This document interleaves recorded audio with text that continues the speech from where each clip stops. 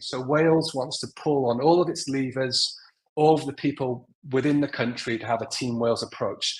So that grant I mentioned earlier is basically the Welsh Government advertising to say, hey, Team Wales players, have you got any innovative or creative ideas about how we can use the platform of Wales women qualifying for their first major tournament at Euro 25 in Switzerland to promote Wales and Welsh culture and language and attract, business, students, tourism to Wales? How can we use it as a magnet for Wales on the world stage?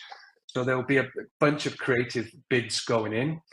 What I will say, to give you some tangible examples, it's a very similar model to what happened at the Qatar World Cup when the men's team were over there.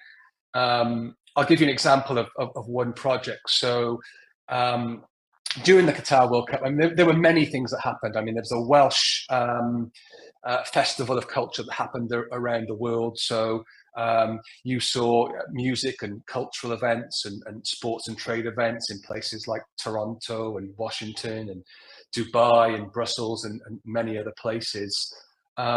So there was a kind of a game watch party in Washington DC where there were dignitaries and officials there, but it was also open to the public.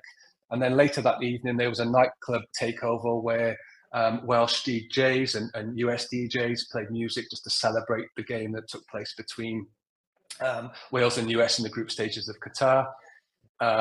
If we look at sort of deeper culture, there's been a partnership that's been struck up between the Islamic Museum in Doha and also the National Museum of Wales, where they undertaking knowledge exchange.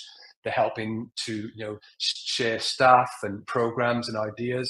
There's no way that would have happened, or highly unlikely that would have happened, without the prism of football and the World Cup.